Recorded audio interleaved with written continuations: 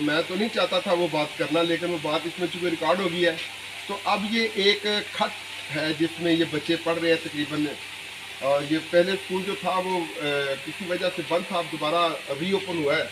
تو بچے بھی ہیں ماشاءاللہ، استاد بھی ہیں، ہماری ایک بہنہ بھی ادھر پڑھا رہی ہیں اور بھائی بھی ہیں. تو یہ بچے ہیں. تو میں ایک ہی کروں گا کہ اگر ہم نے اپنے بچوں کو دیکھے، قائد اعظم رحمت نے کہا تھا کہ جو تعلیم ہے نا یہ پاکستان کے لیے زندگی اور موت کا مسئلہ ہے، اور اگر ہم نے یعنی دنیا کے مطابق مطلوبہ پیش رفت نہ کی تو خدا نہ کرے کہ ہمارا وجود ہی صفحات سے مٹ جائے. تو اس لیے ہمیں ہر حال میں تعلیم کو اہمیت اور فوقیت دینی ہوگی.